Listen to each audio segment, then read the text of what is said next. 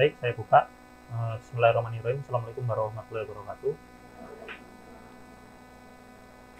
Baik, teman-teman semua, kita bertemu kembali di kelas HI Kawasan spesial edisi Korea Selatan. Jadi, minggu kemarin saya kira sudah dijelaskan oleh Pak Gonda, di mana kelas HI Kawasan A itu memang dikhususkan bagi teman-teman yang berminat mempelajari kawasan Asia Timur, khususnya bagaimana hubungan antara Korea Selatan atau politik luar negeri Korea Selatan dengan kawasan Asia Timur. Tentunya pada beberapa pertemuan selama satu semester ini, teman-teman akan mendapatkan paparan materi yang mayoritas itu akan mencoba melihat kawasan Asia Timur dari point of view Korea Selatan. Nah, pada hari ini saya akan menjelaskan, fokus penjelasan saya itu ada pada bagaimana politik luar negeri Korea Selatan pada abad ke-21. Tentunya apa yang saya sampaikan itu tidak mengambil rentang waktu hanya pada abad 21. Abad 21 yang saya maksud di sini atau politik luar negeri Korea Selatan pada abad ke-21 yang saya maksudkan adalah serangkaian kebijakan pemerintah Korea Selatan yang dirancang sejak akhir abad ke-20 dan terus mengalami transformasi pada abad ke-21 yang nantinya kita semua akan bisa melihat bagaimana sejak abad ke-21 atau sejak pergantian milenium terdapat upaya penegasan peran global Korea Selatan yang itu tidak hanya dilakukan di kawasan Asia Timur, tetapi juga dilakukan di kawasan Indo-Pasifik.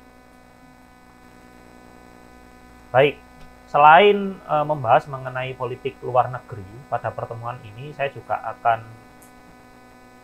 membahas atau mengantarkan secara singkat mengenai sistem pemerintahan Korea Selatan. Yang mana kalau teman-teman baca lagi materi-materi yang pernah teman-teman dapatkan di mata kuliah dasar-dasar politik, kita sama-sama tahu bahwa pemerintahan pada hakikatnya itu merupakan sebuah mekanisme politik formal dari sebuah negara secara keseluruhan yang di dalamnya itu terdapat undang-undang atau konstitusi. Konstitusi atau undang-undang yang di dalam suatu negara itu berisi mengenai aturan-aturan yang di dalamnya meliputi apa saja institusi yang ada di negara-negara itu, apa saja wewenang dari masing-masing institusi, dan bagaimana proses kebijakan suatu negara itu harus ditetapkan. Selain itu, di dalam suatu pemerintahan tentunya terdapat pelaku-pelaku utama atau aktor-aktor yang menjalankan pemerintahan itu. Jadi dalam pemerintahan itu ada yang dinamakan konstitusi. Konstitusi itu memuat ketentuan-ketentuan mengenai apa saja institusi-institusi yang ada di dalam suatu negara, dan institusi-institusi yang ada di dalam suatu negara tentu dijalankan oleh individu-individu yang mengendalikan institusi itu, atau para aktor dalam pemerintahan.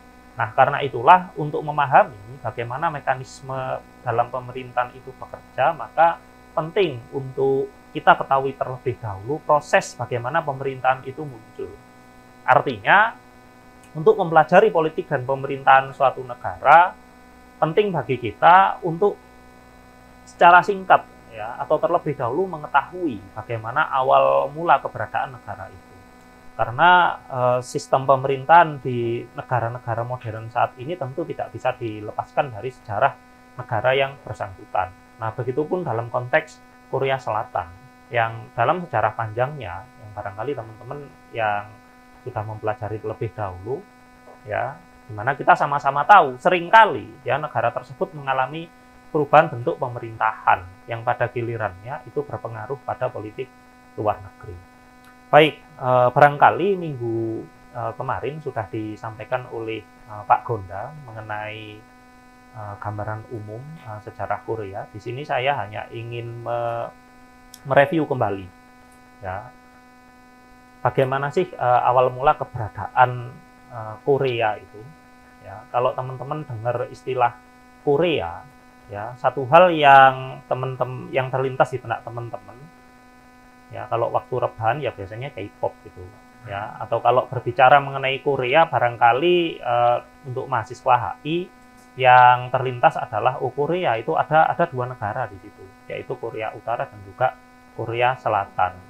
Yang saya kira sebagian besar di sini juga sudah mengetahui ya bagaimana Korea Selatan dan Korea Utara, sekalipun dua negara itu berada di satu semenanjung yang sama, satu wilayah yang sama, itu pada hakikatnya ya dua negara ini memiliki pendekatan politik atau sistem pemerintahan bagaikan bumi dan langit. Bagaimana pendekatan ya pemerintah terhadap masyarakatnya antara Korea Selatan dan Korea Utara itu sangat jauh berbeda. Ya teman-teman saya kira tahulah seperti apa Korea Utara ya dan seperti apa Korea Selatan. Ya, Korea Utara itu sering diasosiasikan sebagai negara dengan sistem pemerintahan yang terpusat, sekalipun namanya Republik Demokratik of Korea, tapi sistem pemerintahnya terpusat. Tercatat sampai dengan hari ini itu hanya ada 3 presiden, yaitu Kim Il Sung. Ya sejak ini ya, sejak perpecahan Korea di tahun 1953, hanya ada 3 presiden, yang itu merupakan kakek, bapak, dan anak, ya, atau bapak, anak, dan cucu. Kim Il Sung, Kim Jong Il, dan juga Kim Jong Un. Kalau bicara politik dinasti ya Korea Utara itu the real politik dinasti itu, ya. Ya sekalipun terpilihnya Kim Jong Il, Kim Jong Un itu dilakukan melalui mekanisme pemilihan umum. Ya, dilakukan melalui mekanisme pemilihan umum. Oke, saya di sini tidak akan membahas tentang Korea Utara ya karena saya dipesankan untuk lebih banyak membahas bagian Korea yang sebelah selatan ya. Baik teman-teman, karena itu izinkan saya mereview secara singkat ya mengenai sejarah umum ya dari Korea Selatan ya, Korea Selatan khususnya. Tapi sebelum saya masuk ke Korea Selatan, ada baiknya saya jelaskan terlebih dahulu ya. Saya jelaskan terlebih dahulu sejarah semenanjung Korea secara keseluruhan. Ya, itu nanti ya tujuannya adalah itu nanti agar memudahkan teman-teman untuk bisa ya lebih baik lagi dalam memahami Korea Selatan ya dan juga masyarakat yang hidup di negara tersebut. Ya, kalau kita berbicara sejarah Korea ya, kalau kita berbicara sejarah Korea sebenarnya sejarah Korea ini ya merupakan ya atau banyak diisi oleh dinamika berbagai kerajaan yang hidup ya di wilayah Manchuria dan juga semenanjung Korea. Jadi bahasan mengenai sejarah Korea itu banyak berfokus pada dinamika kerajaan-kerajaan yang ada di wilayah Manchuria dan juga di wilayah Korea. Di zaman kuno itu dikenal sebagai zaman Jeolmun dan juga zaman Mumun yang saat itu masih belum ada institusi terpusat dalam bentuk kerajaan ya. Dalam literatur sejarah ya masa jauh sebelum Masehi itu disebut sebagai masa berburu dan meramu dan masa berkembangnya pertanian ya. Barulah kemudian pada tahun ya 2000 ya atau 1000 sebelum Masehi ya, kira-kira di tahun itulah ya muncul satu kerajaan yang disebut sebagai kerajaan Joseon kuno atau kerajaan Gojoseon ya. Kerajaan Gojoseon itu merupakan kerajaan yang pertama kali muncul yang ini tak gambar peta itu tujuannya biar saya lebih mudah untuk menunjukkan lokasinya ke teman-teman ya. Yang keberadaannya itu ada di wilayah Manchuria ya dan juga sebagian Korea sebelah utara ya. Jadi kerajaan Gojoseon itu merupakan unit politik pertama yang ada di wilayah Manchuria dan juga wilayah semenanjung Korea ya. Kalau pulau ini teman-teman tahu ya Pak ya, ini wilayah apa ya, pulau di utaranya Korea itu ya. Di sini ya teman-teman tahu ya. Indonesia letaknya di mana teman-teman bisa bayangkan ya ini. Oke ya, kerajaan Gojoseon itu merupakan kerajaan pertama yang kemudian ya yang selama ya kurang lebih beberapa ratus tahun setelahnya hingga ya tahun 100 Masehi itu mulai muncul unit-unit politik yang lain yang ada di sebelah selatan.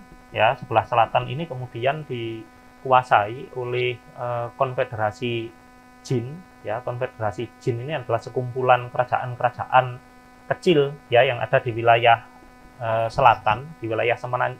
Dulu belum ada istilah Korea Utara, Korea Selatan. Ya, jadi di sini saya gunakan istilah semenanjung ya, ada di semenanjung sebelah selatan dan juga kesukuan Yemae ya yang memiliki pengaruh yang cukup kuat juga, yang mana antara konfederasi Jin ya, kesukuan Yemae ya dalam beberapa momen penting ya mereka berinteraksi ya baik dalam bentuk kerjasama ataupun dalam bentuk perebutan kuasa ya.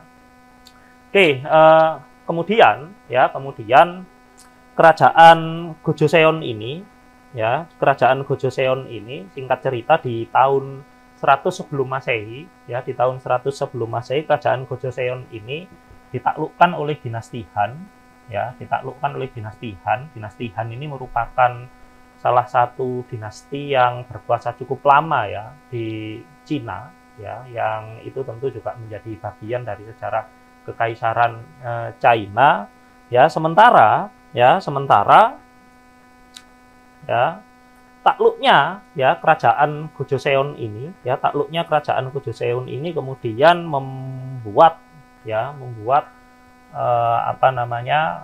wilayah di sebelah selatan yang sebelumnya dikuasai oleh kerajaan Jin itu terpecah ya menjadi 3 kerajaan, yang kemudian dimulailah ya periode ya 3 kerajaan, yaitu kerajaan Goguryeo ya, kerajaan Baekje ya, dan juga kerajaan Silla. Barangkali teman-teman yang pernah nonton drama Korea ya, teman-teman saya kira nggak asing lah ya dengan istilah Goguryeo ya, Baekje, Silla, Joseon ya. Seringnya ini ya, seringnya ambil di masa Joseon sini ya, seringnya ya. Oke, ini gara-gara saya diminta ngajar kelas ini, saya jadi kepo sama drama-drama Korea itu. Ya memang tujuannya itu memang. Ya. Oke, ya. Singkat cerita, ada 3 kerajaan, ya, ada 3 kerajaan yang hidup di semenanjung Korea sebelah selatan, ya, dan juga di sebagian sebelah utara, yang mana 3 kerajaan ini kemudian disatukan oleh kerajaan Silla, ya, disatukan oleh kerajaan Silla. Nah, saya nggak akan berbicara lebih detail lah mengenai tahun per tahun ya atau abad per abad relasi ya atau pergantian kuasa antara Goguryeo, Baekje dan Silla ya. Singkatnya, selama kurun waktu dari tahun 57 sebelum Masehi sampai dengan tahun 935 Masehi, hampir satu milenium ya itu ya. Itu ada 3 kerajaan ya yang secara bergantian itu berupaya untuk saling menguasai satu sama lain atau saling mendominasi di wilayah semenanjung Korea. Singkatnya, Silla kemudian berhasil menjadi pemenang ya, kerajaan Silla kemudian berhasil menjadi pemenang, dan di sisi lain ya hampir bersamaan dengan penguasaan Silla atas wilayah semenanjung Korea, di wilayah Manchuria ya, di wilayah Manchuria kerajaan Baekje ya, kerajaan apa ini namanya ini? Bentar Pak, ini dulu. Kerajaan Balhae, bukan Baekje, ini namanya hampir sama semua. Kerajaan Balhae ya. Kerajaan Balhae yang didirikan oleh orang-orang Korea yang ada di ujung semenanjung Korea Utara ini ya, berhasil mengambil alih wilayah Manchuria dan mendirikan satu kerajaan baru yang besarnya itu tidak kalah ya, atau yang pengaruh politiknya itu tidak kalah dari kerajaan Silla, hingga kemudian terciptalah periode 2 kerajaan ya, periode 2 kerajaan atau periode utara selatan ya, di mana sebelah utara itu merupakan wilayah dari kerajaan Balhae ya, bukan Baekje ya, Balhae, dan sebelah selatan itu merupakan wilayah dari kerajaan Silla. Periode ini berlangsung selama kurang lebih 500 tahun ya teman-teman, berlangsung selama lebih 500 tahun sebelum kemudian kerajaan Balhae itu kembali ditaklukkan oleh China. Ya. Jadi memang saya baca sejarah Korea itu kadang agak ngesakno juga ya. Ini negara baru mendirikan negara hidup damai, kalau nggak ditaklukkan Cina ya kemudian Jepang. Nah, nanti ini ya cerita, nanti akan saya ceritakan kenapa kemudian orang Korea itu sangat benci sekali terhadap orang-orang Jepang ya. Ada sejarahnya itu.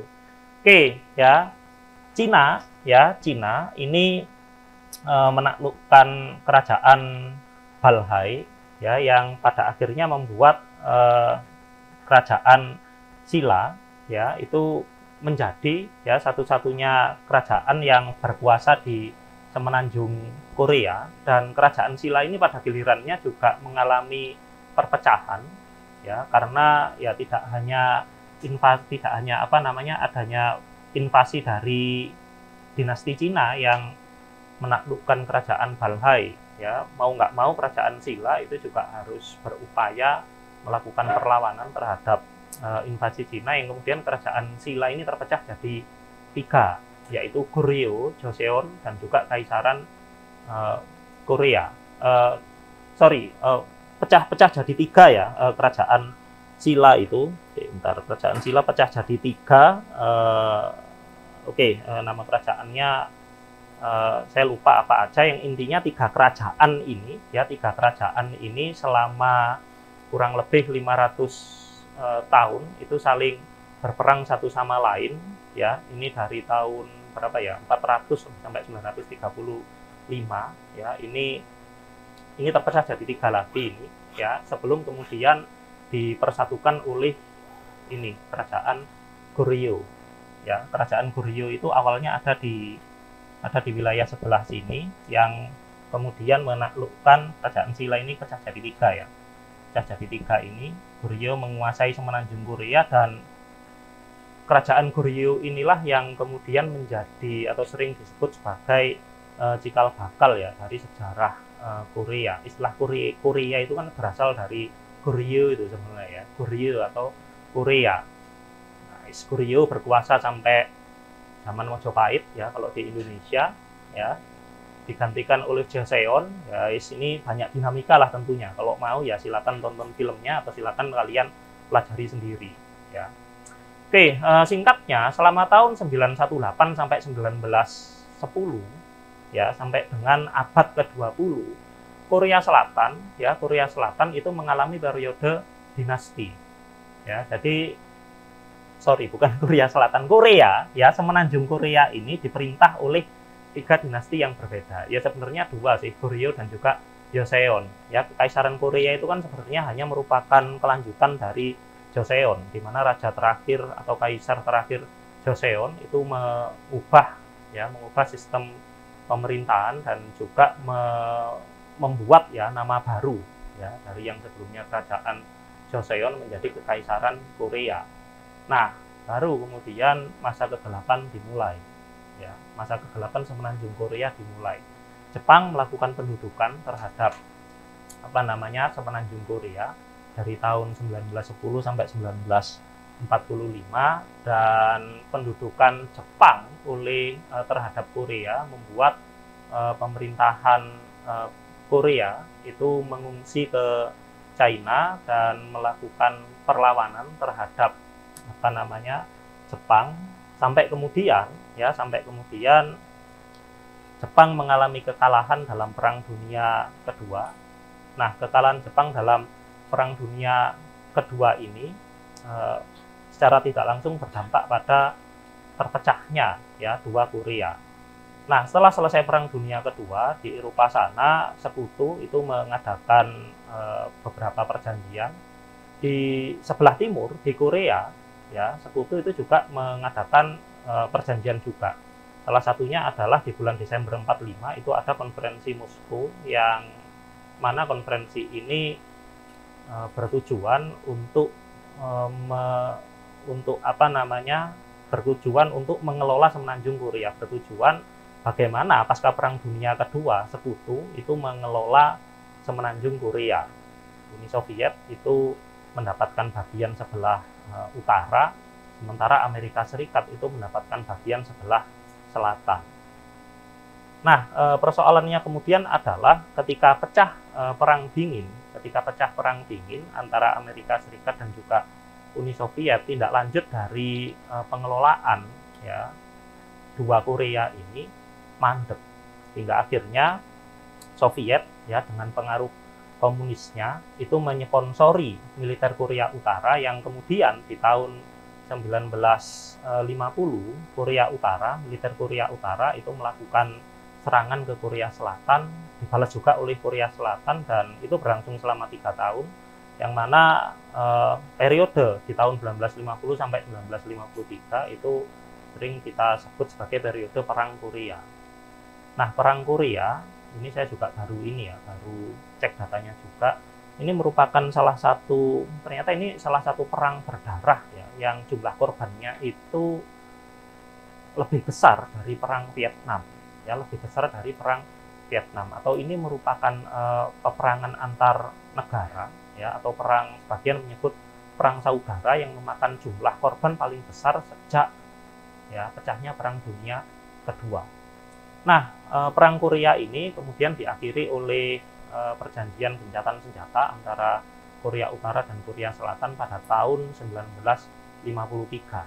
Nah, sejak saat itulah kemudian sejak tahun 1953 inilah kemudian sudah ditetapkan batas wilayah yang jelas ya antara Korea Utara dan juga Korea Selatan. Jadi menjadi wajar kemudian kalau orang Korea itu memiliki sentimen kebencian terhadap orang-orang Jepang, karena orang-orang Korea itu menilai ya karena Jepanglah ya, gara-gara Jepang Korea itu kemudian harus terpecah menjadi dua, sekalipun pelakunya sekutu. Tapi kan persoalannya adalah karena semenanjung Korea dulu dikuasai oleh Jepang, Jepang kalah dalam Perang Dunia Kedua oleh sekutu yang diisi oleh Amerika Serikat dan juga Uni Soviet, terlibat dalam Perang Dingin yang berdampak pada pecahnya dua Korea. Ya. Oke, sampai dengan saat ini ya, atau selama masa Perang Dingin, dua Korea ini memiliki orientasi ya politik luar negeri yang berbeda. Korea Selatan itu sangat mengandalkan ya bantuan atau pengaruh politik dari Amerika Serikat. Sementara Korea Utara itu menjadikan Uni Soviet sebagai patron. Ya. Nah, kita geser ke Korea Selatan ya, Nah, sampai dengan sekarang sejarah dari Korea Selatan itu diwarnai oleh berbagai perubahan pemerintahan dan beberapa kali perubahan konstitusi yang kemudian oleh berbagai literatur itu sering disebut sebagai Republik Pertama hingga Republik ke-6. Republik Pertama itu merupakan masa awal ya berdirinya Korea Selatan, yang saat itu Korea Selatan itu dipimpin ya oleh presiden yang disebut sebagai presiden pertama Korea Selatan, yaitu Syngman-rhee ya, Presiden Syngman-rhee itu kemudian berupaya untuk menunjuk ya wakilnya sebagai presiden, yang itu kemudian mendapatkan pemberontakan dari mahasiswa yang dikenal sebagai Revolusi April tahun 1960. Revolusi April tahun 1960 itu menandai jatuhnya Syngman-rhee dan menandai pembentukan ya Republik Kedua ya, yang hanya berlangsung selama 3 tahun. Ya, Republik Kedua ini Korea Selatan sempat dipimpin oleh Yoon Po-sun ya, yang diakhiri dengan kudeta Park Chung-hee. Nah, naiknya Park Chung-hee sebagai presiden Korea Selatan itu menandai awal mula Republik ketiga ya. Park Chung-hee itu kemudian menguasai Korea Selatan ya dari tahun 1963 ya sampai tahun 1980 ya, sampai tahun 1980 ya. Dan Republik keempat ini Korea Selatan juga masih dipimpin oleh Park Chung-hee. Disebut Republik keempat karena Park Chung-hee itu kemudian melakukan perubahan konstitusi ya, atau memunculkan konstitusi baru yang disebut sebagai konstitusi Yushin. konstitusi Yushin itu memungkinkan presiden memiliki kekuasaan tak terbatas dalam bentuk pengontrolan terhadap parlemen dan juga pembubaran terhadap parlemen. Nah, hal inilah yang kemudian membuat Park Chung-hee itu berkuasa cukup lama sampai dengan tahun 1980 ya, sampai dengan tahun 1880 ya. 79 ya, sebelum kemudian Park Chung-hee ini turun bukan karena di demo ya, tapi ia dibunuh ya, ia dibunuh di tahun 1979, kemudian digantikan oleh Cho Hyuk-ah yang hanya berkuasa selama tahun kalau nggak salah ya, 79 sampai 80. Nah, Cho Hyuk-ah ini kemudian dikudeta ya, dikudeta oleh Chun Doo-hwan. Nah, Chun Doo-hwan inilah yang merupakan presiden Korea Selatan yang memimpin ya dari tahun 81 ya sampai dengan tahun 88 ya, sampai dengan tahun 88 atau disebut sebagai Republik kelima ya. Oke, kemudian di tahun 1987 di akhir masa pemerintahan Chun Doo-hwan itu ada perubahan konstitusi tahun 1987. Nah, perubahan konstitusi tahun 1987 inilah yang kemudian menjadi ya acuan bagi sistem pemerintahan Korea Selatan yang berlaku sampai dengan saat ini. Di mana tidak seperti pada tahun 1972, perubahan konstitusi 1987 itu mulai membatasi peran dari Presiden Korea Selatan. Di mana di satu sisi Korea Selatan itu masih menganggap Presiden sebagai sosok pengambil keputusan utama, tetapi Presiden tidak lagi memiliki kewenangan penuh untuk mengontrol atau bahkan membubarkan badan legislatif ya, atau sebutannya adalah parlemen atau majelis nasional ya. Nah, sejak konstitusi 1987 majelis nasional ini juga memiliki memiliki peran lebih ya, memiliki peran lebih, yaitu menyetujui ya rancangan undang-undang ya yang diajukan ya, dan juga tidak menutup kemungkinan juga legislatif Korea Selatan itu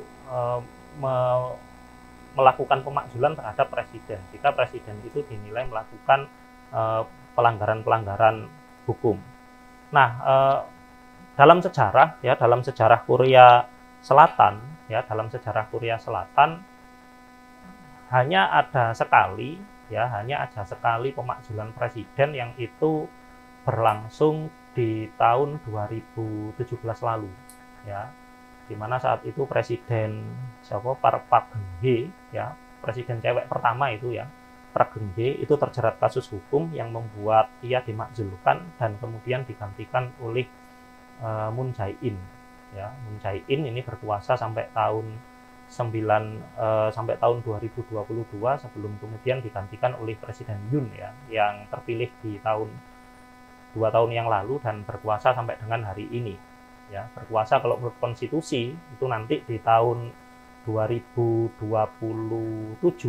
ya, tahun 2027 nanti akan ada pemilihan umum yang nantinya akan menentukan siapa presiden baru dari Korea Selatan. Nah, ini gambaran umum ya dari organisasi pemerintahan Korea Selatan.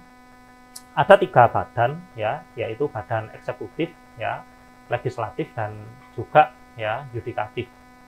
Presiden sebagai pimpinan eksekutif itu dibantu oleh kabinet ya, atau State Council. State Council ini dikepalai oleh Perdana Menteri dan Wakil Perdana Menteri ya. Perdana Menteri karena tugasnya adalah mengepalai kabinet ya, mengkoordinasi kerja kabinet, itu dipilih langsung oleh presiden, sementara National Assembly ya itu menjalankan perannya sebagai lembaga legislatif ya, menjalankan perannya sebagai lembaga legislatif yang memiliki kewenangan ya untuk mengontrol ya jalannya pemerintahan dari eksekutif. Nah, dalam kaitannya dengan daerah ya, Korea Selatan dalam kaitannya antara hubungan pusat dengan daerah, Korea Selatan itu merupakan negara yang menganut sistem kesatuan, di mana seluruh provinsi ya sebanyak 9 provinsi dan juga 5 wilayah khusus ya 5 wilayah khusus itu sepenuhnya harus tunduk terhadap pemerintah pusat ya. Sekalipun demikian sejak tahun 1986 pemerintah Korea Selatan itu memberlakukan undang-undang otonomi daerah yang memberikan kewenangan terhadap provinsi-provinsi atau wilayah-wilayah khusus yang ada di Korea Selatan itu untuk menjalin hubungan ya, salah satunya adalah menjalin hubungan luar negeri baik dengan INGO atau organisasi internasional pemerintah maupun membangun sister city dengan daerah-daerah yang ada di negara lain. Itulah kenapa Korea Selatan itu merupakan salah satu negara yang memiliki sister city yang tidak sedikit ya, sekalipun ia merupakan negara kesatuan akan tetapi kewenangan daerah untuk menjalin kerjasama luar negeri itu telah diberlakukan atau undang-undang yang mengatur kewenangan daerah dalam menjalin kerjasama luar negeri itu telah diberlakukan sejak ya tahun 1986. Nah, terkait sistem hukum ya, jadi Korea Selatan ini memiliki beberapa pengadilan ya. Yang paling tinggi diantaranya adalah Mahkamah Konstitusi ya, dan juga Mahkamah Agung ya, dan juga beberapa pengadilan yang ada di tingkat daerah atau tingkat provinsi. Oke, begitu juga dengan tingkat provinsi ya, dan juga kota-kota wilayah khusus ya, atau sering disebut sebagai kota-kota metropolit ya, itu mereka terpecah ya dalam beberapa wilayah ya, provinsi itu terpecah ke dalam beberapa counties ya, cities atau kalau di Indonesia itu setara dengan kabupaten gitu. Begitupun dengan kota-kota khusus. Nah, ini merupakan peta dari Korea Selatan ya. Total terdapat ya 14 wilayah bagian ya. 9 diantaranya provinsi ya, sementara 5 diantaranya itu adalah kota khusus ya. Nah, ini ya kota. Kalau saya sudah agak familiar sama kota-kota Korea karena sebelum teman-teman lahir itu kan ada Piala Dunia 2002 itu ya. Ya, saya sedikit banyak ya tahunya ya karena peta stadionnya di wilayah Busan itu di ujung. Jeju itu merupakan pulau yang ada di sebelah selatan ya dari Korea. Sementara Seoul itu wilayahnya itu agak dekat dengan Korea Utara. Jadi itulah kenapa teman-teman ketika Korea Utara itu melakukan latihan nuklir ya sangat was-was sekali Korea Selatan karena potensi nyasarnya itu nggak ke sini ya, tapi yang paling dekat itu ya ke sebelah utara ini. Salah satunya adalah ke Seoul ya, dan juga Incheon. Incheon merupakan salah satu kota industri terbesar juga ya di Korea. Baik, oke, sekarang saya lanjut mengenai fokus bahasan yang ingin saya sampaikan ya di kelas pada hari ini, yaitu mengenai politik luar negeri Korea Selatan ya, politik luar negeri Korea Selatan di abad ke-21. Tentunya bahasan saya mengenai politik luar negeri Korea Selatan di abad ke-21 ini sekali lagi saya ulangi, itu tidak serta-merta hanya mengambil rentang waktu di abad ke-21. Apa yang dijalankan oleh Korea Selatan di abad ke-21 itu merupakan hasil atau konsekuensi dari produk-produk kebijakan yang dihasilkan pada masa-masa sebelumnya. Karena itu di sini saya akan berbicara mengenai cikal bakal bagaimana di abad ke-21 ini Korea Selatan itu berupaya untuk menegaskan peran globalnya di antara negara-negara dunia. Baik teman-teman, pada bahasan panjang sejarah Korea yang tadi saya sampaikan, saya kira kita semua sudah sama-sama tahu di mana selama masa Perang Dingin selama masa Perang Dingin, pemerintah Korea Selatan itu lebih banyak berfokus untuk ya melakukan pembangunan dalam bentuk peningkatan industrialisasi. Di masa Republik ketiga dan juga Republik keempat ya sampai dengan Republik kelima, Korea Selatan itu menjalankan program 5 tahun pembangunan. Ya, kalau di Indonesia dulu itu ada yang teman-teman saya kira pernah dengar ya, program Repelita itu ya, rencana pembangunan 5 tahun. Nah, Korea Selatan pada masa kepemimpinan siapa itu? Presiden Park ya, Presiden Park yang lama itu juga pernah ya merancang program pembangunan 5 tahun yang pada akhirnya di awal tahun 1990-an ya, di awal tahun 1990-an Korea Selatan ini mengalami pertumbuhan ekonomi yang sangat pesat, ya, yang mana pertumbuhan ekonomi yang sangat pesat ini ya membuat Korea Selatan itu mulai ya lebih berani untuk menjalankan kebijakan luar negeri mereka yang dalam tanda kutip ya ekspansif dan juga beragam, ya. Ekspansif di sini bukan dalam artian upaya untuk mengekspansi ya atau menguasai wilayah negara lain, bukan itu. Jadi ketika di tahun 1993 ya, ketika Presiden Kim Yong Sam itu telah menikmati ya hasil dari proses panjang industrialisasi dan juga pembangunan ekonomi Korea Selatan, maka ia kemudian mulai berani ya untuk membawa Korea Selatan sebagai salah satu negara yang tidak hanya terus-terusan bergantung pada Amerika Serikat, tetapi mulai ya menunjukkan diri sebagai negara yang memiliki peran penting dalam politik global. Nah, Presiden Kim Yong Sam itu kemudian merumuskan program yang dikenal sebagai Sekihwa. Sekihwa ini merupakan bahasa Korea dari globalisasi. Ya. Jadi tahun 1993 sampai tahun 2008, ya, Presiden Kim Yong Sam dan juga para penerusnya itu memiliki orientasi kebijakan luar negeri Sekihwa atau globalisasi. Ya. Nah, Sekihwa ini merupakan orientasi politik luar negeri yang berupaya untuk meningkatkan keterlibatan interaksi Korea Selatan dengan negara-negara lain, khususnya di negara yang ada di kawasan Eropa Timur. Jadi kebijakan Sekihwa ini kemudian membuat Korea Selatan di pertengahan tahun 1990-an itu mulai berupaya untuk bergabung dan aktif dalam berbagai organisasi-organisasi multilateral. Ya. Oke, ya, yang mana ya kebijakan Sekihwa atau orientasi kebijakan luar negeri globalisasi Korea Selatan ini berimplikasi pada penerapan agenda kebijakan luar negeri yang lebih internasionalis, yang mana Korea Selatan itu tidak lagi hanya berfokus pada aliansi bilateral dengan Amerika Serikat. Ya, sekalipun sampai dengan hari ini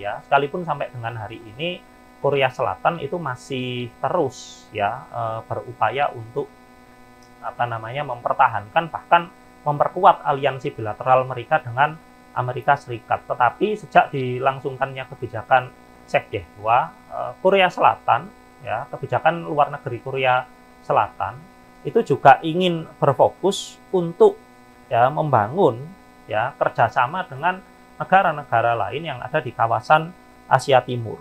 Ya.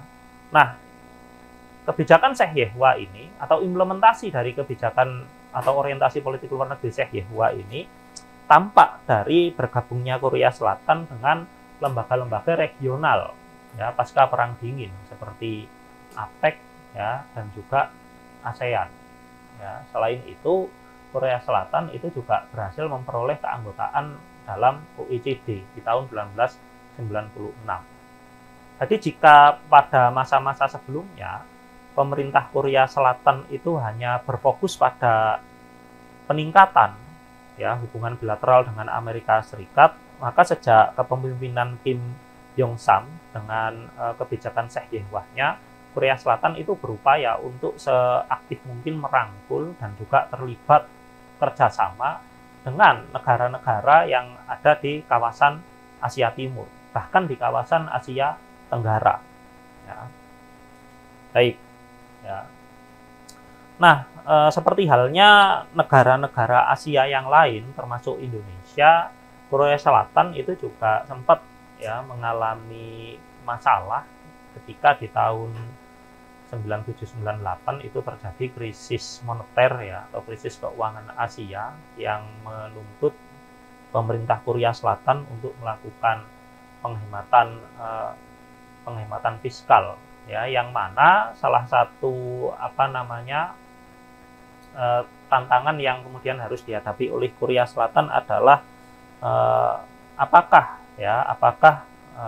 mungkin pemerintahan Presiden Kim dan juga presiden-presiden setelahnya itu melanjutkan perluasan kerjasama luar negeri dengan negara-negara yang ada di kawasan Asia Timur. Ya.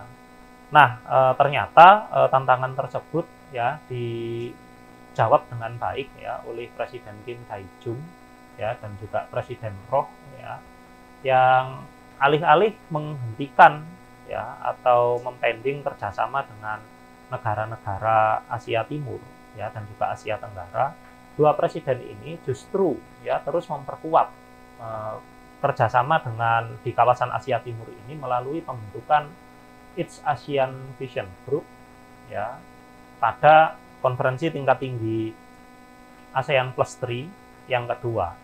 ASEAN Plus 3 itu merupakan satu bentuk kerjasama ya antara negara-negara Asia Tenggara bersama dengan tiga negara maju dari Asia Timur, yaitu Korea Selatan, Jepang, dan juga China. Ya. Nah, Korea Selatan itu merupakan negara yang cukup aktif ya dalam membentuk atau menginisiasi East Asian Vision Group ya atau disingkat EAVG.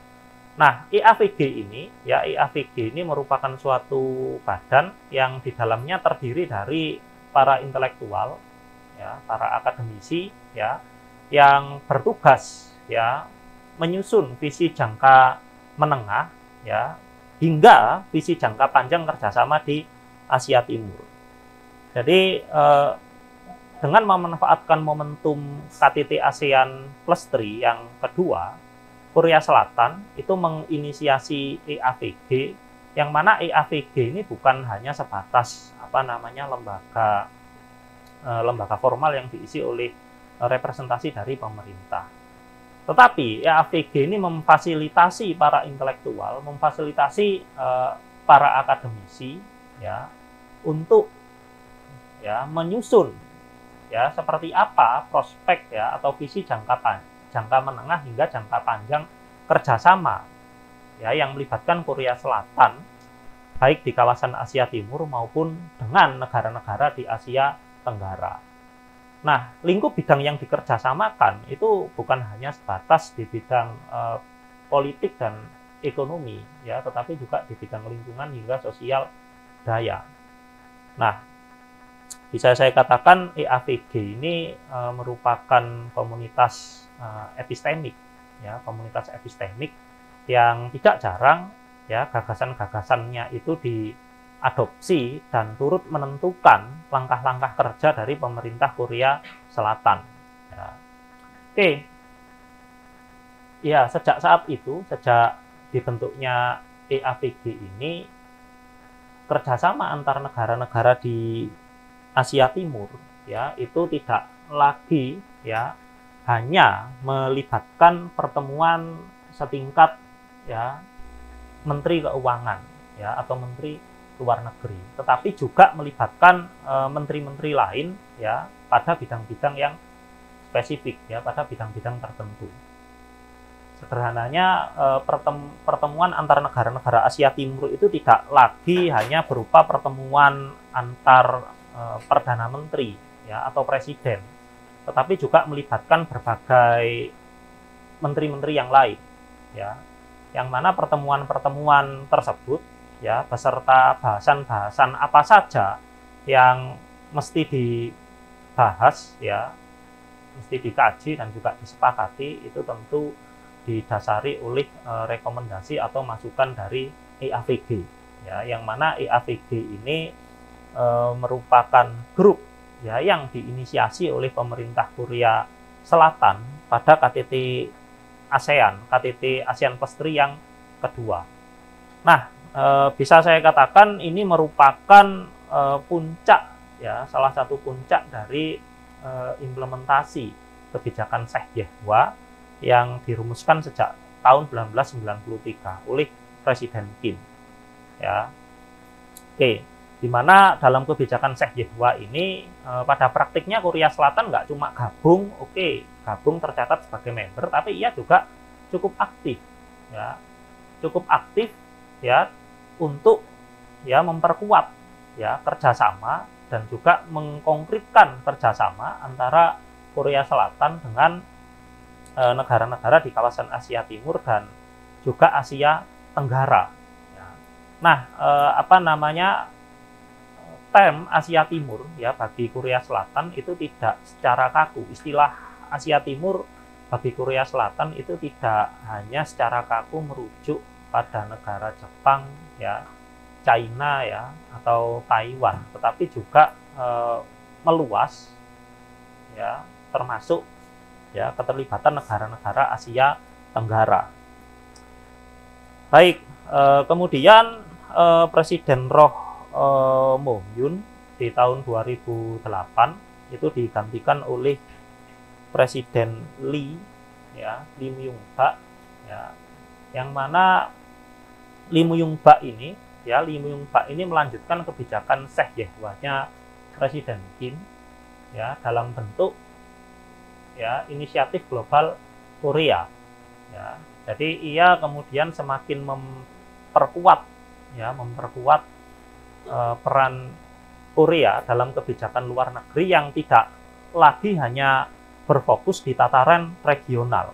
Kalau masa Presiden Kim ya, kalau implementasi Sheikh Yahya-nya Presiden Kim ini hanya sebatas bergabungnya Korea Selatan di organisasi-organisasi multilateral dan juga inisiatif aktif Korea Selatan untuk memperkuat kerjasama dengan negara-negara di Asia Timur dan juga Asia Tenggara. Kebijakan global Koreanya Lee Myung-bak itu berupaya untuk menjangkau ya negara-negara lain di luar kawasan Asia Timur. Nah, salah satu langkah awal dari Presiden Lee Myung-bak ini ya adalah membawa Korea Utara untuk menjadi tuan rumah berbagai pertemuan antara negara-negara besar. Jadi setidaknya terdapat 4 atau 5 kali ya pertemuan antar negara yang di dalamnya melibatkan negara-negara besar yang diselenggarakan di Korea Selatan selama masa kepemimpinannya Lee Myung-bak ini ya, Presiden Lee ini. Beberapa di antaranya itu adalah KTT G20, kemudian KTT keamanan nuklir ya, dan juga beberapa pertemuan-pertemuan yang lain ya. Oke, tapi ini 2 yang paling menonjol, yaitu KTT G20 dan juga KTT keamanan nuklir ya, yang mana momen ketika Korea Selatan menjadi tuan rumah ya pertemuan negara-negara besar ini ya, konferensi-konferensi besar multilateral ini membuat negara tersebut itu lebih leluasa dalam menjembatani relasi ya antara negara maju dengan negara berkembang. Nah, selain itu pada masa Lee Myung-bak ya dan juga pada masanya Park Geun-hye ya, Korea Selatan itu juga berupaya membantu memfasilitasi pembahasan mengenai struktur tata kelola IMF ya, yang mana pembahasan mengenai tata kelola IMF ini memungkinkan ya China dan juga negara-negara berkembang lainnya untuk bisa ya lebih berperan atau mempunyai peran yang lebih besar dalam bidang keuangan internasional. Nah, upaya untuk meningkatkan peran Korea Selatan secara global ya di ranah global itu juga dilakukan oleh presiden penerus dari Lee Myung-bak, yaitu Presiden Park ya dan juga Presiden Moon ya, yang mana di masa Presiden Moon Korea Selatan itu berupaya untuk tidak hanya sebatas memperkuat kerjasama dengan negara-negara Asia Timur dan juga ASEAN ya, tetapi juga ya negara-negara yang ada di wilayah Asia Selatan ya seperti India dan juga yang ada di kawasan Indo-Pasifik.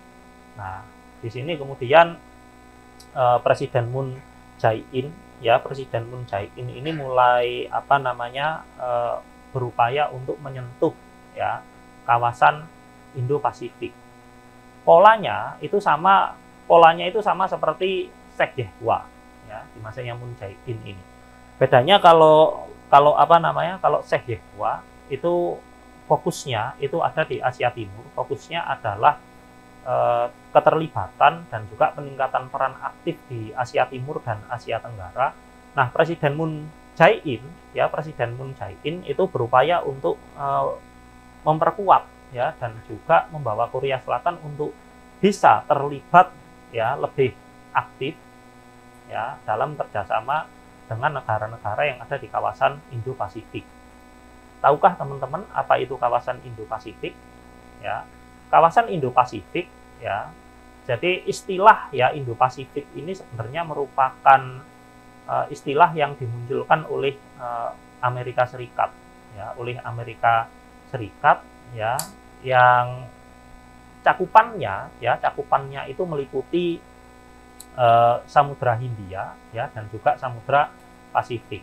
Jadi kawasan Indo-Pasifik itu merupakan kawasan yang secara geografis ya itu di dalamnya diisi oleh negara-negara yang ada di sekitaran Samudra Pasifik dan juga Samudra Hindia. Negara yang ada di sekitaran Samudra Pasifik itu ya ada yang di sebelah utara itu ada Amerika Serikat, Kanada, ya, China ya, bahkan Rusia juga ya. Sementara yang ada di sebelah selatan ya negara-negara Pasifik itu ada NZ ya, Australia, negara-negara yang ada di Oseania ya, Mikronesia ya termasuk. Nah, Indonesia Asia Tenggara itu merupakan wilayah yang secara geografis itu berada di titik sentral kawasan Indo-Pasifik ya.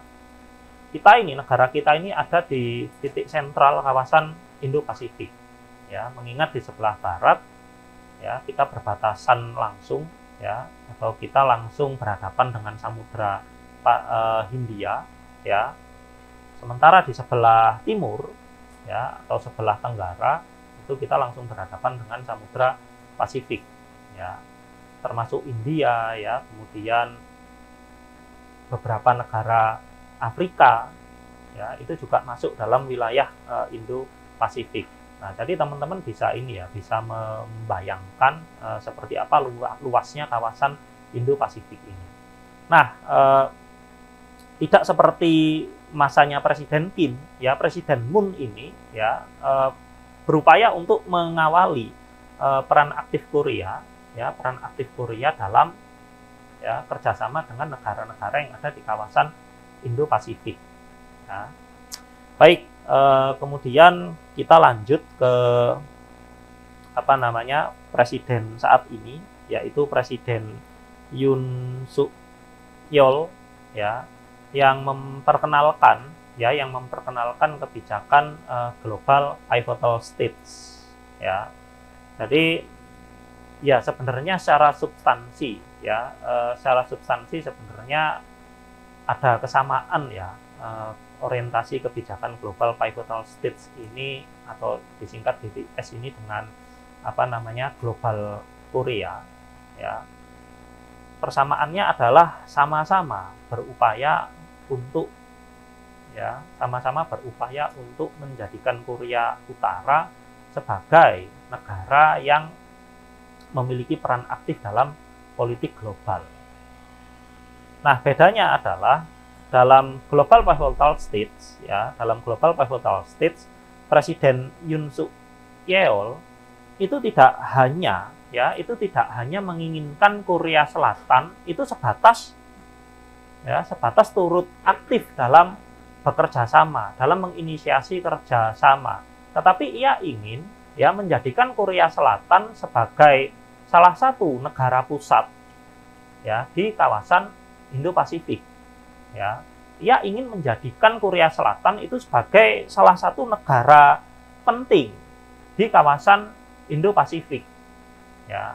Nah, karena itulah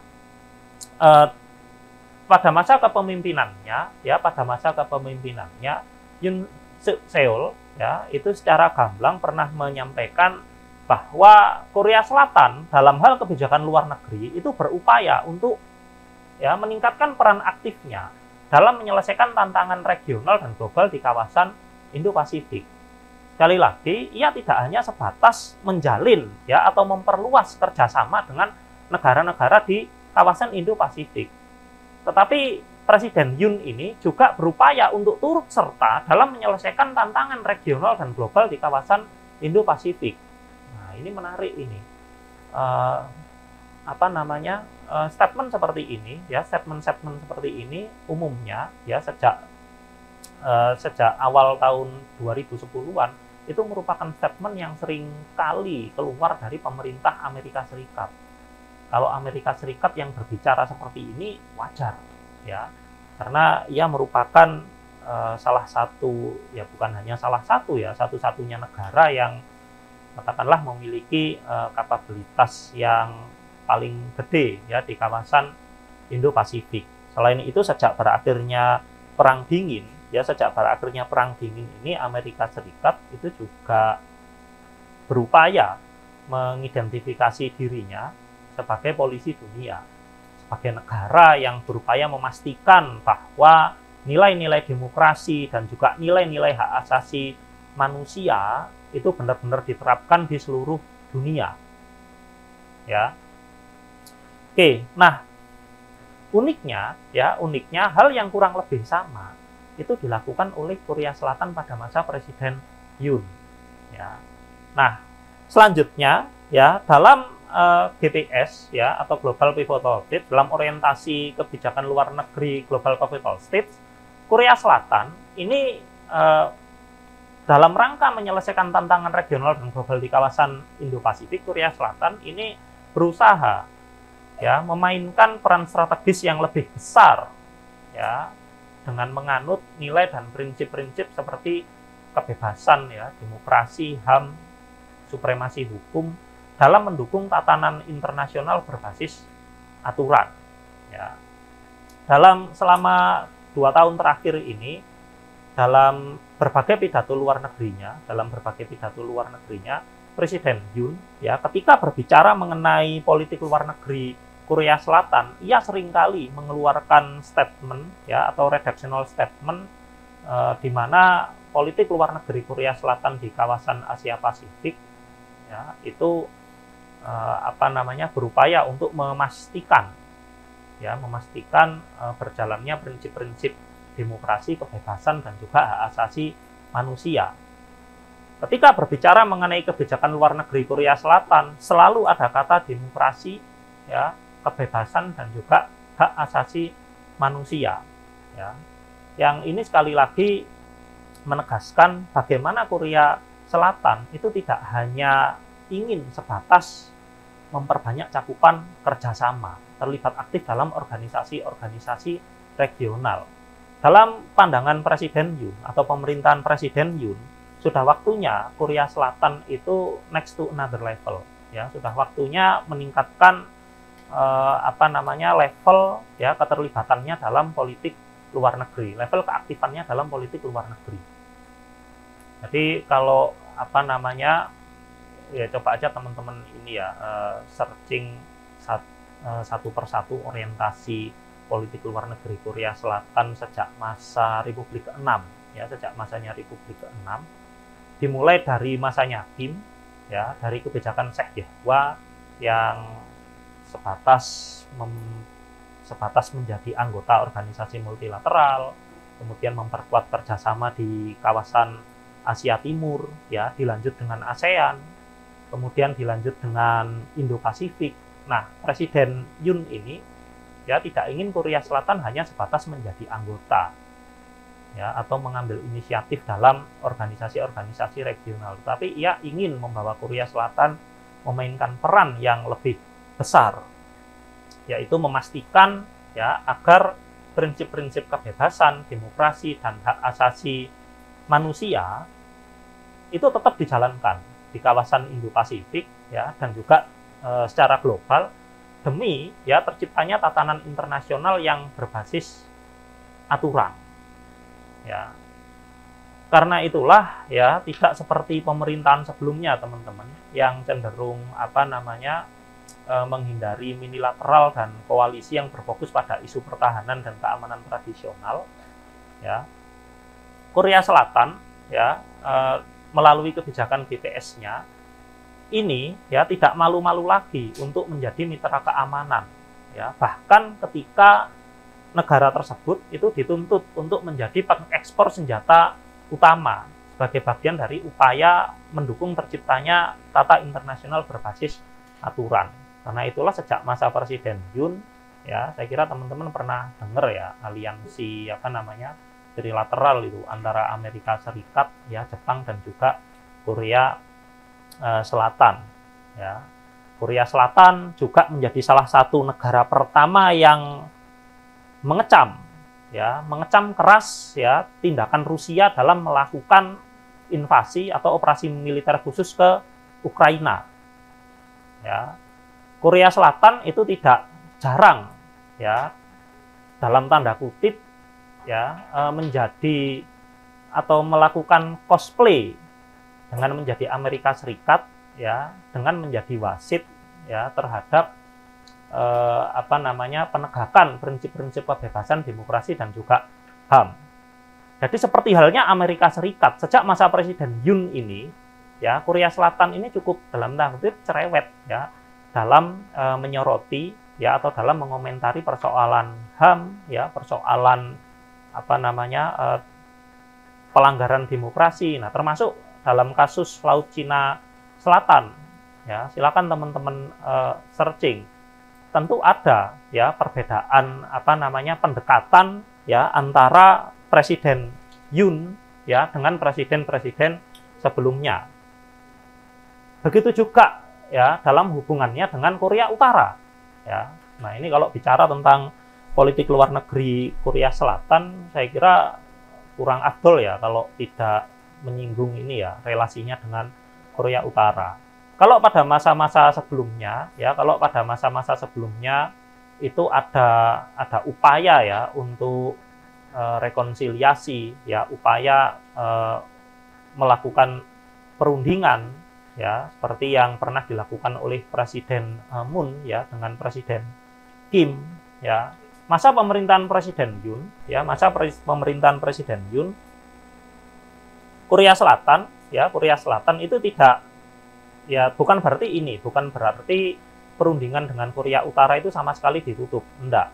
Tetapi Presiden Yoon ini ya melakukan satu langkah yang belum pernah dilakukan oleh presiden-presiden sebelumnya. Ketika Korea Utara semakin aktif ya dalam melakukan uji coba nuklir, ya, Korea Selatan itu tidak hanya sebatas memperkuat aliansinya dengan Amerika Serikat, tapi ia juga membentuk organisasi minilateral. Ia juga membentuk aliansi ya 3 negara antara Amerika Serikat, ya, Korea, dan juga Jepang. Ya. Dan tentunya menarik untuk ditunggu ya seperti apa nanti ya peran Korea Selatan ya di bawah Presiden Yoon, dan bagaimana kemudian presiden setelah Korea Selatan itu meningkatkan ya peran aktif ya Korea Selatan dalam politik global. Ya. Oke, ya. Baik teman-teman, ya. Jadi dalam kaitannya dengan kebijakan luar negeri, ya, dalam kaitannya dengan kebijakan luar negeri, bisa saya katakan bahwa upaya Korea Selatan untuk memainkan, ya, peran aktifnya di ranah global itu dimulai, ya, pada tahun 1990-an, khususnya pada saat Presiden Kim itu mengeluarkan kebijakan Saehyewa pada tahun 1993, yang tentu ciri khas, ya, dari kebijakan Korea Selatan pasca Perang Dingin dengan selama Perang Dingin, ya, tentunya sangat jauh berbeda.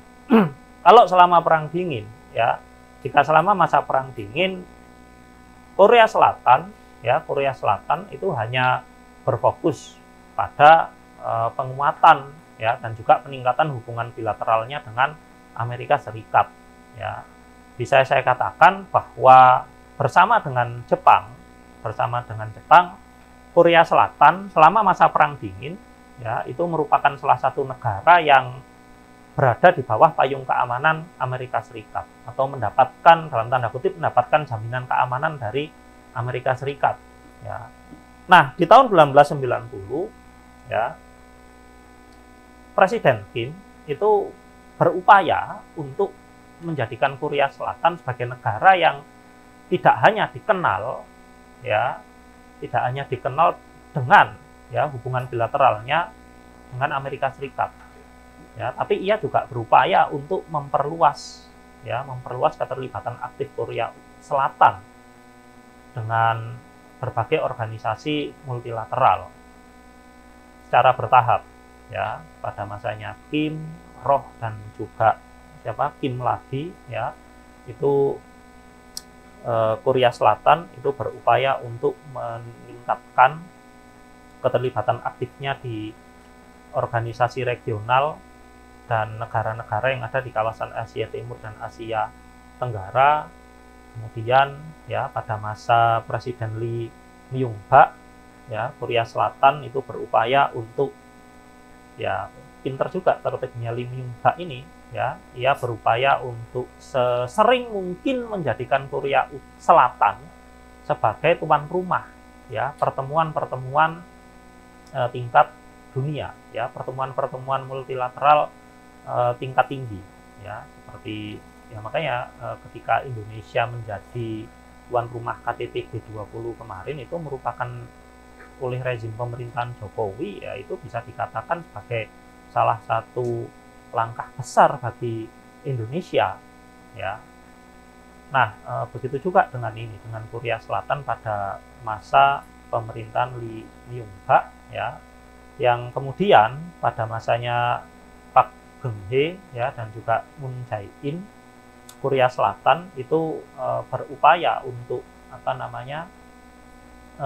memperluas, ya, cakupan kerjasamanya dengan negara-negara yang ada di kawasan Indo-Pasifik.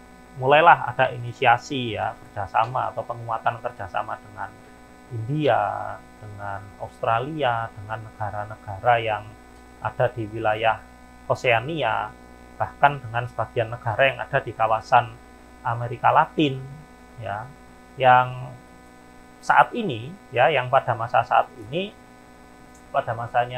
Yoon Suk Yeol, ya, kebijakan GPS, ya, Global Pivotal States-nya Korea Selatan sejauh ini itu merupakan, ya, titik tertinggi agenda global kebijakan luar negeri Korea Selatan. Korea Selatan sejauh ini belum pernah, ya, sampai pada tahap berupaya untuk menjadi pemain yang aktif, ya, di secara global, dalam lingkup global, ya. Nah, jadi di bawah pemerintahan Yoon Seol inilah, ya, upaya, ya, penyebaran prinsip maupun nilai kebebasan, demokrasi, HAM, hingga stabilitas tatanan internasional yang liberal itu memainkan peran sentral dalam kebijakan luar negeri Korea Selatan. Korea Selatan pada masa Presiden Yoon itu ya bersama dengan Amerika Serikat itu berupaya untuk turut memastikan agar ya tatanan internasional itu berjalan sesuai dengan aturan yang ada, sesuai dengan prinsip-prinsip liberal. Oleh karena itu jangan mengherankan kalau kemudian terjadi perang ya atau terjadi konflik, Korea Selatan nanti akan menjadi ya salah satu negara yang paling vokal. Ini kami mengecam tindakan negara ini, kami mengecam Rusia. Nah, yang paling bisa dilihat itu dalam konflik Rusia Ukraina. Ya, bagaimana ya Presiden Yoon itu segera mengecam Rusia dan ya secara terang-terangan ini ya bersedia untuk membantu Ukraina ya. Nah, satu lagi yang saya agak luput tadi, cakupan kerjasama ya pada masa Presiden Moon ya dan juga Park itu juga, jadi ini Korea Selatan itu tidak hanya sebatas ya bekerja sama dengan negara Indo-Pasifik. Korea Selatan itu juga menjadi salah satu negara ya salah satu dari sedikit negara yang berhasil mewujudkan apa yang dikenal dengan nama kemitraan strategis bersama Uni Eropa. Ya, jadi hanya ada sedikit negara yang berhasil menjalin kemitraan ekonomi strategis dengan Uni Eropa yang itu ya berlangsung pada masa pemerintahannya Moon Jae-in. Ya, nah di masa balik lagi ya ke masanya siapa Yoon Suk Yeol ya, jadi Korea Selatan ini seakan berupaya untuk menjadi Amerika pasca Perang Dingin ya. Amerika pasca Perang Dingin itu berupaya untuk memastikan tersebarnya nilai demokrasi ya, berupaya untuk memastikan ketiadaan pelanggaran HAM, sekalipun negara mereka sendiri juga sering melakukan pelanggaran HAM gitu. Ya, biasalah kayak gitu itu ya. Oke ya. Nah, Korea Selatan itu rupanya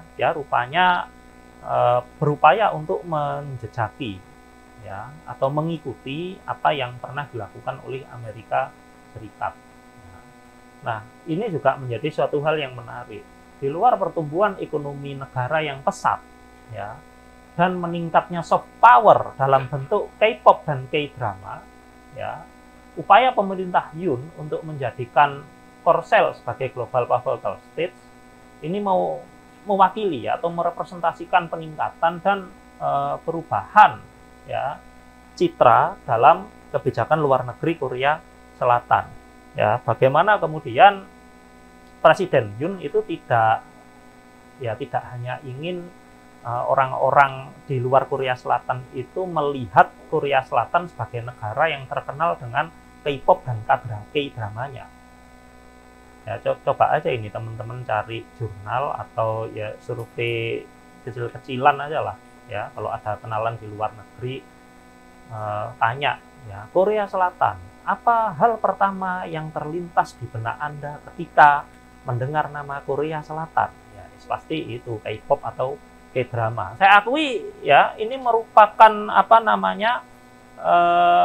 soft power ya dalam bentuk K-pop dan K-drama ini saya akui bisa saya katakan sangat berhasil ya, karena secara tidak langsung ini berpengaruh besar ya pada pertumbuhan ekonomi Korea Selatan. Nah, Presiden Yoon tentu di satu sisi ia juga berupaya mempertahankan agar soft power dalam bentuk K-pop dan K-drama ini tetap berhasil, tapi di sisi lain ia juga berupaya dalam konteks high politik menonjolkan ya atau membuat negara-negara lain itu melihat Korea Selatan sebagai negara yang ya bukan hanya negara sampingnya Jepang, tetapi juga negara yang memiliki peran aktif di ranah global. Karena kalau berbicara mengenai kawasan Asia Timur, tidak sedikit yang berpandangan bahwa di kawasan tersebut China itu merupakan salah satu negara yang paling dominan, ya, disusul dengan Jepang. Namun siapa Presiden Yoon itu ingin agar negara-negara lain itu juga turut memperhitungkan eksistensi Korea Utara. Kita ini, ya, kami ini bukan hanya negara yang dalam tanda kutip selalu di bawah ketiaknya Amerika Serikat. Ya, sekalipun kenyataannya memang nggak bisa dimungkiri, ya, Amerika Serikat, ya, itu begitu kuat, ya, pengaruhnya terhadap Korea Selatan. Ya.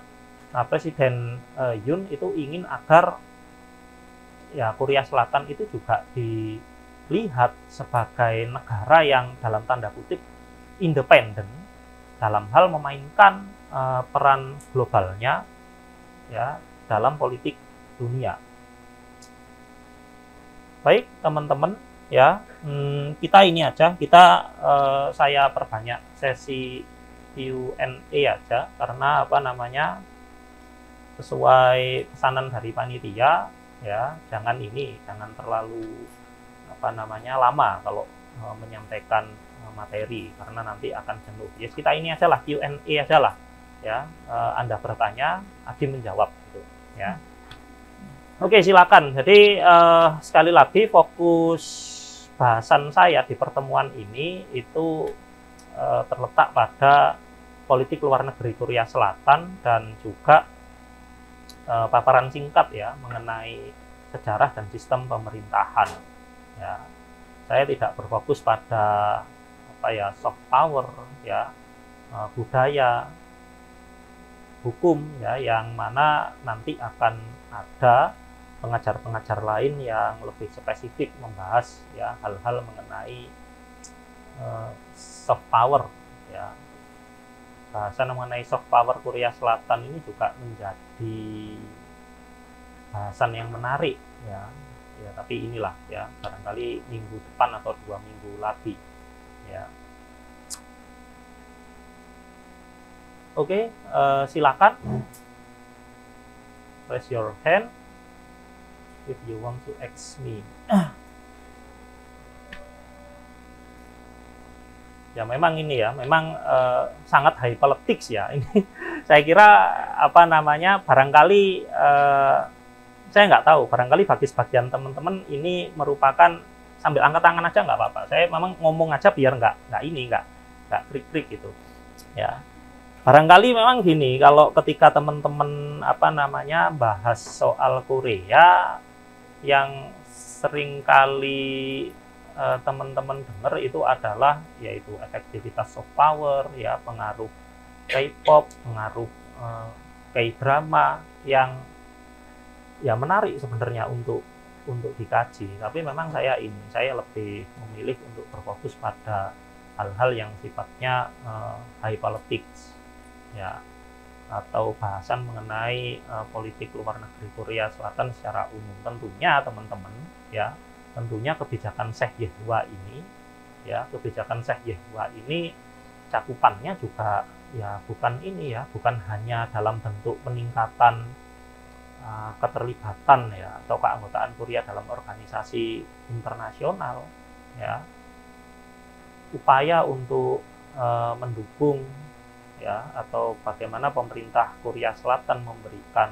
support, ya, terhadap industri apa namanya K-pop, K-drama yang menyebar ke negara-negara lain, itu saya kira juga merupakan apa namanya bagian dari Seh Ye-hwa.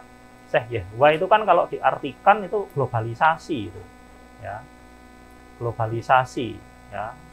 Saya kira teman-teman paham, ya, apa makna dari globalisasi itu. Ini kan berasal dari dua kata, global dan isasi, ya. Globalisasi yaitu proses pengglobalan. Nah, ini menarik ini kalau berbicara mengenai globalisasi dalam perspektif, ya, Korea Selatan. Ya, silakan. Dan juga Barat itu. Silakan, Mas.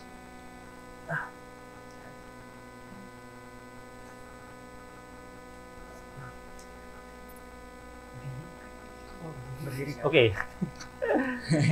Silakan berdiri. Sebutkan nama, Nama aja lah ya. Oh ya, Pak. Halo. Halo. Eh, halo teman-teman, perkenalkan nama saya Ramadan Hidayat. Jadi di sini saya ingin bertanya, Pak. Melihat situasi kondisi politik dalam negeri maupun luar negeri Korea Selatan sekarang itu sangat kompleks kalau yang saya baca. Kalau dari politik regionalnya sekarang salah satu partai Demokrat, kalau nggak salah partai Demokrat dari Korea Selatan itu memiliki hubungan baik dengan musuh dari Korea Selatan itu sendiri, yakni Korea Utara. Nah, di sisi lain juga sekarang Korea Utara itu sudah terpilih lagi presiden barunya, yakni Kim Jong Un, yang dimana kebijakan politik luar negeri dari Kim Jong Un ini sangat anti Korea gitu. Di sisi lain juga saya melihat sekutu dari Korea Selatan ini, yakni Amerika Serikat, akan memilih presiden lagi pada bulan November nanti, di mana salah satu calonnya itu yakni Donald Trump memiliki hubungan baik dengan Korea Utara, yakni musuh dari Korea Selatan. Nah, kira-kira apa sih dinamika yang bakal terjadi di negara-negara semenanjung Korea ini? Apakah akan terjadi perubahan politik luar negeri nantinya dari Korea Selatan atau gimana, Pak? Terima kasih. Baik, terima kasih Mas Hidayat. Ya, pertanyaan yang bagus dan ya sulit ya, ya. Prediktif sifatnya prediktif ya. Makanya pertanyaan yang sifatnya prediktif itu merupakan ya pertanyaan yang agak sulit, karena memprediksi itu kan sebelum kita melakukan prediksi itu terlebih dahulu kita harus dengan baik menganalisa seperti apa kondisi terkini yang ada dan bagaimana track record yang ada sebelumnya ya. Prediksi kan, acuan dari prediksi itu kan ya apa yang ada saat ini dan apa yang ada di sebelum-sebelumnya. Kayak yang kemarin prediksi MU bakal menang dari Man City itu juga apa namanya ya agak aneh gitu ya. Nggak heran kalau banyak yang memprediksi akan ada banyak gol bagi Manchester Biru, ya wajar. Oke, balik lagi ke apa namanya, ya akhirnya nemu lah jawabannya. Saya sambil mikir juga ini tadi soalnya. Ya. Oke, kurang lebih ini yang saya tangkap poinnya adalah bagaimana ya prospek relasi antara Korea Utara dan Korea Selatan ketika nanti Amerika Serikat memiliki presiden baru. Ya, kita kan nggak tahu ya siapa presiden baru yang nanti akan memimpin Amerika Serikat. Memang banyak pakar politik internasional atau akademisi HI itu sangat menantikan pergantian kepemimpinan di Amerika Serikat. Karena dimanapun juga pergantian kepemimpinan di Amerika Serikat itu ya tidak hanya menentukan nasib dari rakyat Amerika Serikat, tapi juga menentukan seperti apa tatanan global yang kemudian nanti akan muncul. Katakanlah seandainya Donald Trump naik menjadi presiden Amerika Serikat, ya kalau ini berbicara di luar ini ya, di luar konteks hubungan Korea Selatan dan juga Korea Utara, Trump ini merupakan presiden Amerika Serikat yang paling unik ya. Kalau presiden-presiden yang lain itu secara terang-terangan bahkan sebelumnya itu menyatakan bahwa Korea Utara, Kuba dan Iran itu merupakan axis of evil ya, menyempatkan stigma kepada negara-negara yang dianggap bertentangan dengan demokrasi dan bertentangan dengan Amerika Serikat. Trump itu justru berupaya untuk membuka dialog ya. Membuka dialog itu bukan berarti menghilangkan dalam tanda kutip permusuhan ya, atau menganggap bahwa ini negara bukan ancaman lagi. Enggak ya. Membuka dialog itu kan artinya menggunakan pendekatan baru terhadap pihak yang dianggap sebagai ancaman ya. Lantas apa hubungannya bagi dua negara ya, antara Korea Utara dan juga Korea Selatan? Tentunya ketika Presiden Trump ya, atau siapapun presiden Amerika Serikat yang terpilih nantinya menekankan hubungan dialog dengan Korea Utara, maka peluang Korea Utara untuk melakukan uji coba nuklir itu akan menjadi semakin mengecil. Korea Utara itu melakukan uji coba nuklir karena apa? Karena ia mempersepsikan bahwa aliansi ya atau hubungan antara Korea Selatan dan juga Amerika Serikat itu berada di tahap yang mengkhawatirkan bagi Korea Utara. Beberapa kali AS dan Korsel ini mengadakan latihan militer bareng. Gitu. Bagi Korea Utara itu merupakan suatu ancaman. Terlebih jika Presiden Amerika Serikat ya itu sama sekali sama sekali tidak berkomunikasi atau tidak pernah mengajak Kim Jong Un untuk berdialog. Ya, bayangkan aja, situ nganggep yang lain ya, Korut menganggap AS sebagai ancaman ya, kemudian Amerika Serikat ya juga bersikap dalam tanda kutip dingin ya, alih-alih dingin ya, seringkali di media itu menyematkan stigma negatif bagi Korea Utara. Ya, siapa yang kemudian tidak di satu sisi ya, ia secara rutin mengadakan latihan militer bersama tetangganya Korea Selatan. Ya, siapa yang nggak merasa terancam? Oleh karena adanya rasa terancam itulah Korea Utara kemudian juga unjuk diri. Kami juga nggak mau kalah, situ nggak apa-apa latihan bersama, mau main keroyokan juga nggak apa-apa. Saya punya senjata nuklir, hancur satu, ayo hancur semua. Nah, ya kan nuklir kan itu sifatnya kan sangat-sangat destruktif, ya. Nah, balik lagi, ketika Presiden Amerika Serikat yang terpilih nanti itu membuka dialog dengan Korea Utara, maka bisa jadi akan ada potensi penurunan ketegangan antara Korea Selatan dan juga Korea Utara. Polanya adalah ketika Korea Utara mengurangi aktivitas ya uji coba senjata nuklirnya, maka Korea Selatan dan Amerika Serikat ya bisa jadi juga akan mengurangi intensitas latihan militer bersama. Ya, yang dari situ kemudian nanti tidak menutup kemungkinan. Nah, ini menarik ini sebenarnya makanya ini salah satu peluang riset juga bagi teman-teman ya, bagi kita juga ya untuk membandingkan ya atau memprediksi ini yang saya belum sampai bahas ke sana, memprediksi prospek hubungan Korea Selatan dan juga Korea Utara di tengah ya berlakunya kebijakan GPS ini. Di satu sisi Korea Selatan itu ingin dilihat sebagai negara yang berupaya untuk memastikan terciptanya tatanan demokrasi, ya tatanan dunia yang sesuai dengan prinsip-prinsip demokrasi, HAM dan juga kebebasan. Seperti apa kemudian prospek hubungannya dengan Korea Utara? Ya, kalau Presiden Yoon ini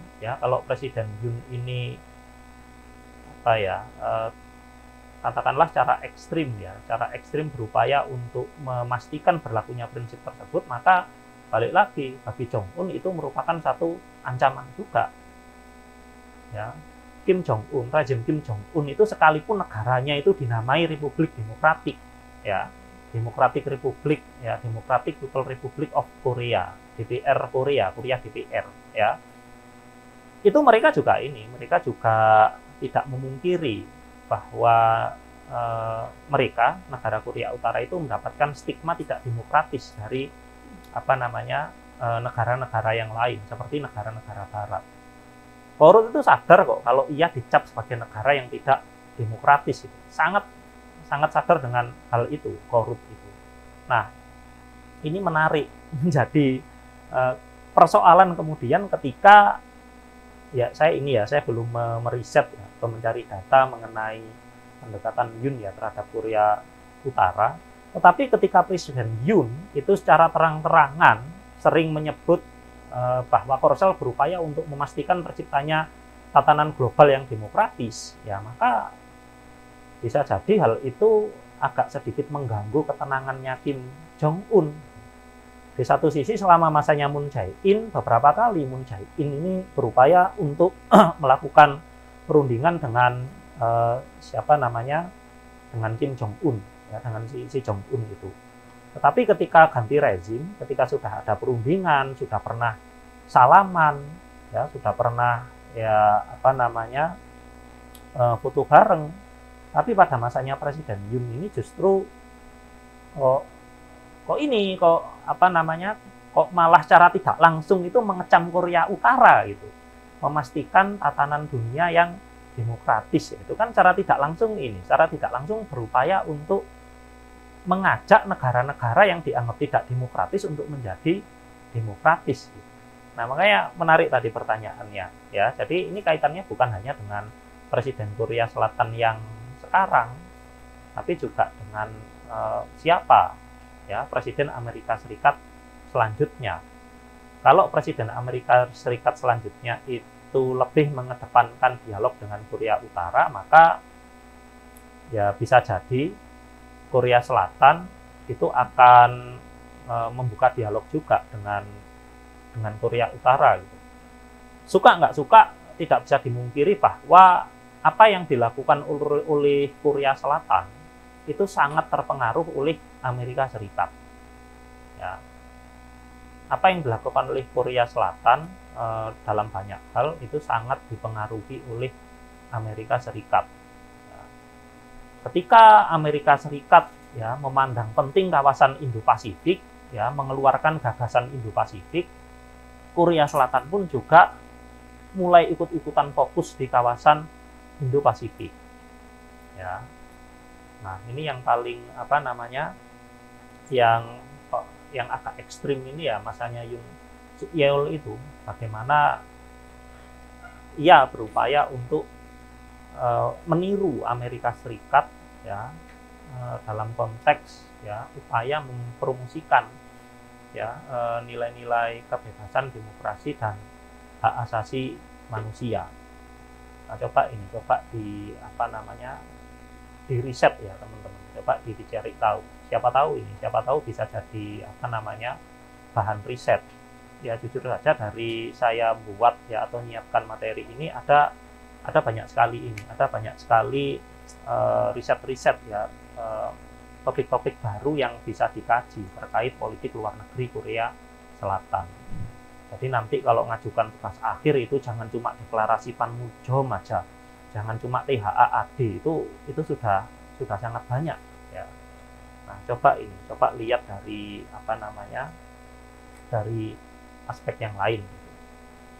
Atau teman-teman juga bisa melihat ya perbandingan ya personalitas ya Presiden Korea Selatan dengan ya relasi Korea Selatan dan Korea Utara. Apakah bisa atau apakah relevan menggunakan pendekatan mikro ya atau teori-teori mikro untuk memetakan prospek hubungan Korsel dan juga Kourut? Dalam pandangan saya sangat relevan. Ya. Menjelaskan politik luar negeri Korea Utara dengan pendekatan mikro itu merupakan suatu hal yang menurut saya relevan. Karena apa? Karena balik lagi ke sistem pemerintahan Korea Selatan. Korea Selatan itu merupakan negara dengan sistem presidensil, di mana presiden ya merupakan pengambil keputusan tertinggi. Ya, presiden itu merupakan sosok yang berperan penting dalam menentukan orientasi kebijakan Korea Selatan secara umum. Salah satunya adalah orientasi kebijakan luar negeri. Jadi apakah kalau ganti presiden itu bisa berpengaruh terhadap orientasi kebijakan luar negeri Korea Selatan? Sangat bisa, ya, sangat bisa berpengaruh. Sekalipun secara umum presiden terpilih Korea Selatan tentu tidak ya belum lah. Kita belum nemu ya sejauh ini dari masanya Kim, Roh, ya, Park, ya, Moon sampai dengan Yoon, ya. Sejauh ini ada kesinambungan sekalipun dalam beberapa hal itu ada pendekatan yang berbeda. Sebagai contoh aja, Moon dan juga Yoon itu pendekatannya berbeda. Moon ya karena ia lebih mengedepankan dialog ya dengan Korea Utara, ya. Moon ini ia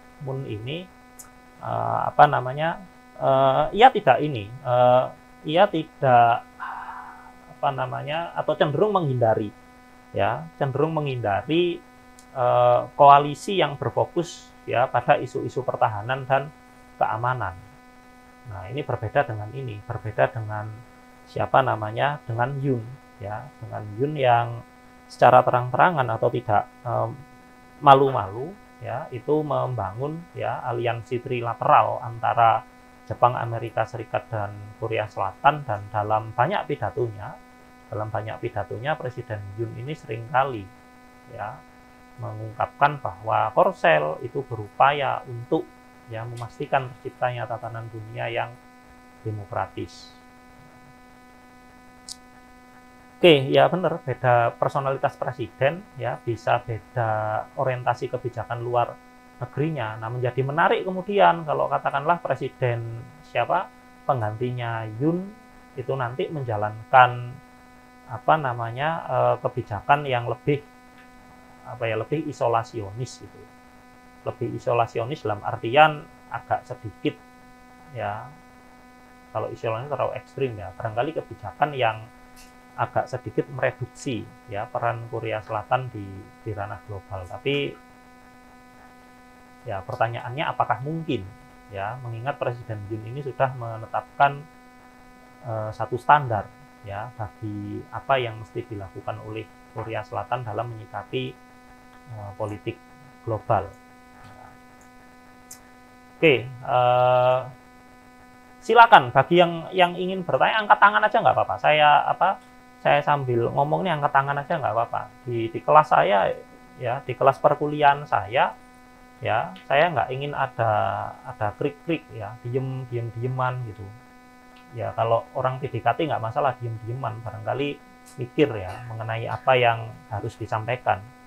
Ini kelas ya, jangan diem-dieman. Saya sebisa mungkin ngomong ya, agar ya siapa tahu dari apa yang saya sampaikan itu terlintas pertanyaan atau barangkali statement yang teman-teman kurang sepakat dengan apa yang saya sampaikan. Balik lagi, tadi saya berbicara mengenai globalisasi ya. Apa yang menjadi menarik ya, konteks globalisasi dalam pandangan Barat ya, dan juga dalam pandangan Korea. Globalisasi di banyak literatur, di sebagian buku yang ada di sini, itu selalu berbicara mengenai adanya proses westernisasi. Globalisasi itu selalu identik dengan proses westernisasi. Bagaimana nilai-nilai Barat itu kemudian diterima secara global, tidak hanya diterima tapi juga diinternalisasi ya oleh sebagian besar negara-negara yang ada di dunia. Bagaimana kemudian Barat, nilai-nilai Barat atau budaya-budaya Barat itu menjadi standar umum ya, standar umum yang ditetapkan oleh ya sebagian negara-negara di dunia, yang mana efek dari globalisasi dalam konteks Barat itu terlihat ketika Amerika Serikat ya dengan Hollywoodnya itu memproduksi berbagai film ya, yang mana film-film yang diproduksi oleh Amerika Serikat ya atau oleh negara-negara Eropa, AS lah secara khusus ya, itu banyak ditonton ya oleh masyarakat di seluruh dunia, dan kemudian membuat masyarakat dunia itu menjadikan nilai-nilai Barat yang terkandung di film-film yang disebarkan oleh AS itu menjadi patokan atau acuan utama dalam kehidupan mereka sehari-hari.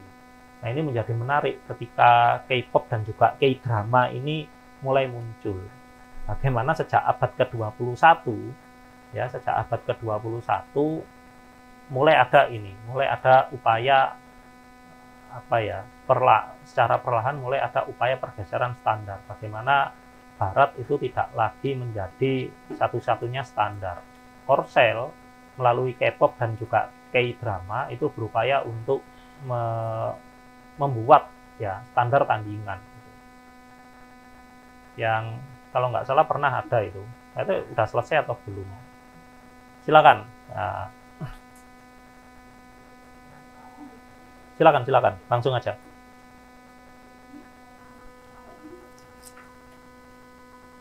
Ini pertanyaan Simple, cuman saya kepo tentang wajib militer di Korea Selatan. Kira-kira ada nggak sih Pak? Kan kita tahunya ya mereka ada wajib militer karena banyaknya tekanan atau misalkan karena ingin mendefense diri dari serangan-serangan yang akan datang. Tapi ada nggak sih tarik sejarah sebelumnya sampai mereka akhirnya memutuskan wajib militer itu, bahkan sampai sekarang tidak, dengan perbedaan presiden di Korea Selatan pun tidak mempengaruhi adanya wajib militer itu. Itu yang pertama. Yang kedua, terkait kebijakan pengungsi dari Korea Utara. Kan semakin kesini juga semakin banyak pengungsi-pengungsi dari Korea Utara yang herannya ditampung gitu sama Korea Selatan. Kira-kira semakin banyaknya pengungsi dari Korea Utara itu bisa mempengaruhi stabilitas politik di dalam negerinya nggak Pak? Terima kasih. Oke, pertanyaan yang cukup bagus ya. Dan wajib militer di Korea Selatan. Ya saya ini tadi coba searching mulai kapan sih wajib militer di Korea Selatan tepatnya, itu dari artikel yang secara singkat tadi saya cek ya. Itu sudah ada sejak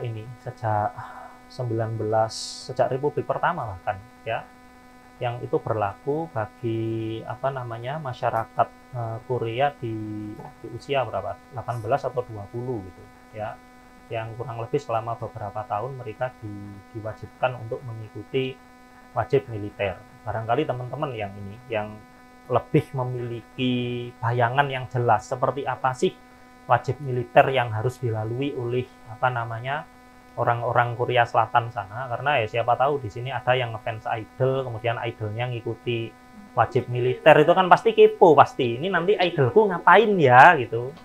Nah, terkait wajib militer ya, kebijakan wajib militer Korea Selatan itu sebenarnya merupakan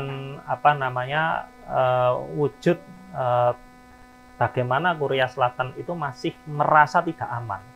Teman-teman bayangkan, dia sudah disupport oleh Amerika Serikat selama masa Perang Dingin sampai dengan hari ini. Harusnya kan cukup ya, support persenjataan. Tapi ia masih mewajibkan ya masyarakatnya untuk melakukan wajib militer.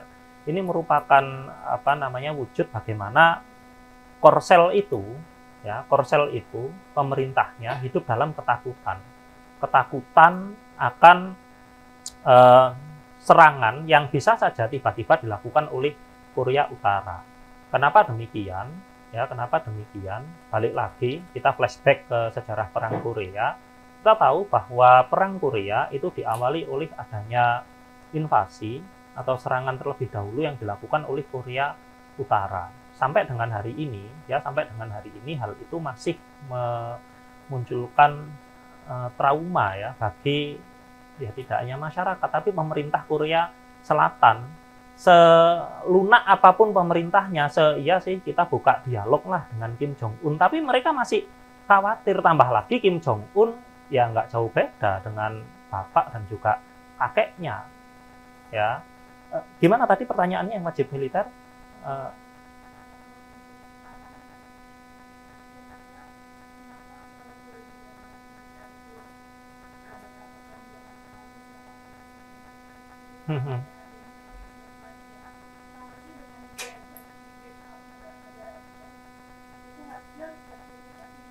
Iya, harusnya sudah cukup memang seharusnya, tapi ya balik lagi kita harus menempatkan diri dalam point of view-nya pemerintah Korea Selatan khususnya gitu. Ya, benar ada trust issue bahasanya sekarang itu, ya. Ada trust issue. Karena Korea Utara ini merupakan sampai dengan hari ini nggak apa-apa lah tak ngomong Korea Utara. Ini saya coba menilai secara objektif ya dari beberapa pemberitaan ya atau beberapa literatur yang pernah saya pelajari ya. Korea Utara itu sampai hari ini masih dianggap sebagai salah satu negara yang unik gitu. Beberapa literatur itu mengistilahkan Korea Utara sebagai negara pertapa. negara pertapa itu adalah negara yang yang sangat jarang sekali, sangat jarang atau bahkan nyaris tidak ada ya. Nyaris tidak ada atau sangat jarang menjalin kerjasama dengan negara lain. Menjalin kerjasama secara secara bilateral ya, secara dekat ya. Bukan bukan membuka hubungan bilateral. Kalau membuka hubungan bilateral ya saya kira ada cukup banyak lah negara-negara yang mengakui kedaulatan Korea Utara. Tapi untuk menjalin kerjasama secara lebih dekat lagi itu kan sangat jarang. Paling juga ya China mungkin ya yang sangat dekat dengan Korea Utara, yang oleh karenanya banyak negara-negara itu mempersepsikan Korea Utara sebagai negara yang agak sulit diduga seperti apa perilakunya. Satu-satunya hal untuk memprediksi perilaku Korea Utara itu adalah pada sosok presidennya, pada sosok Kim Jong Un-nya. Ya. Nah, ketika Kim Jong Un ini ngomong, kita akan serang, kita akan nuklir Korea Selatan, kita tidak takut dengan latihan militer AS dan Korea Selatan. Kalau sekelas Presiden Kim Jong Un ngomong ya terlepas hanya sebatas gertak sambal atau ancaman gitu ya, tapi hal itu tetap saja mengkhawatirkan bagi pemerintah Korea Selatan. Balik lagi, kenapa khawatir ya, karena bisa jadi kejadian di tahun 1953 itu terulang lagi, dan kalau sampai terjadi perang antara Korea Selatan dan Korea Utara, secara kalkulasi atau hitung-hitungan yang paling rugi Korea Selatan, Korea Selatan, karena ya dilihat aja lah pertumbuhan ekonominya antara Korea Utara dan Korea Selatan itu bandingannya seperti apa. Kalau teman-teman lihat ya, ini coba tak googling ya, peta antara Korea Selatan dan Korea Utara di malam hari, itu kan nunjukin itu sebenarnya mana yang dalam tanda kutip lebih ya berkembang secara industri antara Korea Utara dan juga Korea Selatan. Ya sederhananya gini, Korea Utara kami mah sudah terbiasa dengan gelap gitu. Kalau kita berperang, kamu yang terang itu bisa tak gelapin ya kayak gitu. Itu yang menjadi kekhawatiran ya bagi Korea Selatan. Jadi kita nggak tahu sampai kapan kebijakan wajib militer ini dihapuskan ya di Korea Selatan ini ya. Dan memang unik ya wajib militer ya. Korea Selatan ini merupakan negara yang cukup lama. Saya kira masih relatif baru, ternyata lama ya. Itu dari tahun 1957. Oke, yang kedua apa tadi? Yang kedua migrasi.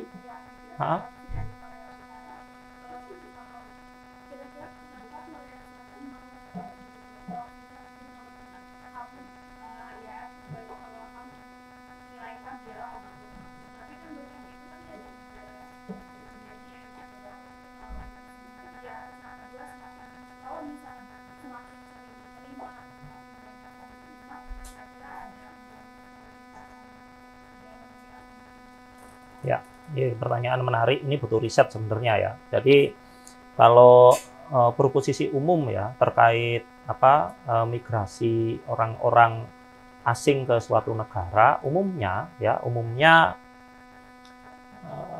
negara yang menerima banyak migran ya, banyak imigran ya atau pengungsi itu umumnya selalu menghadapi persoalan sosial ya.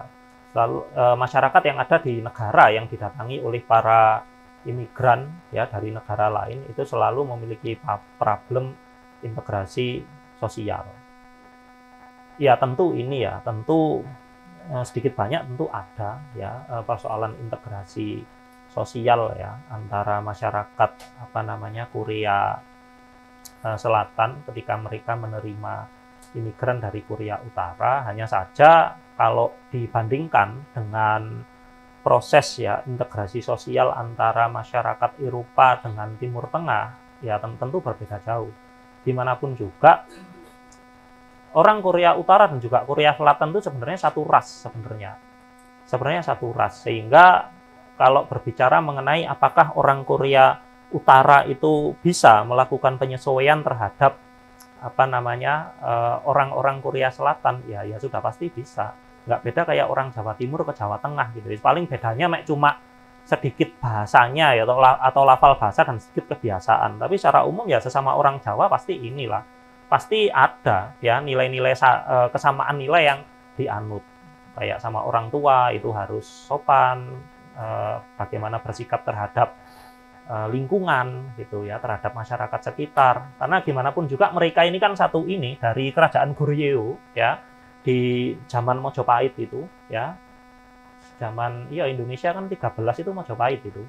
Atau di tahun 900 itu kan mereka ini sudah terbiasa hidup dalam satu pemerintahan yang sama. Pecahnya itu kan baru nggak sampai 100 tahun yang lalu mereka pecah jadi dua kerajaan, negara ini ya.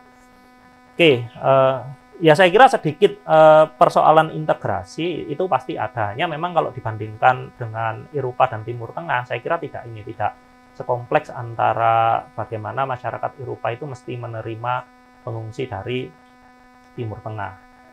Nah, ini menarik juga kenapa kemudian dalam konteks migrasi ya ada rasisme yang dilakukan oleh masyarakat Eropa, di mana mereka begitu terbuka menerima orang Ukraina, tetapi mereka terang-terangan ya mengusir atau bahkan tidak mau menerima orang-orang dari Timur Tengah gitu. Ya apapun itu, saya kira kenapa orang Ukraina itu lebih mudah diterima oleh orang Eropa, ya balik lagi mereka satu ras. Ya, mereka satu ras, apalagi orang Korea gitu. Ya, apalagi orang Korea. Orang Korea itu kan satu suku yang sama sebenarnya. Ya, dan bahkan Korea Selatan ya, tolong direvisi ya. Saya pernah kalau nggak salah saya pernah baca artikel ya beberapa tahun yang lalu.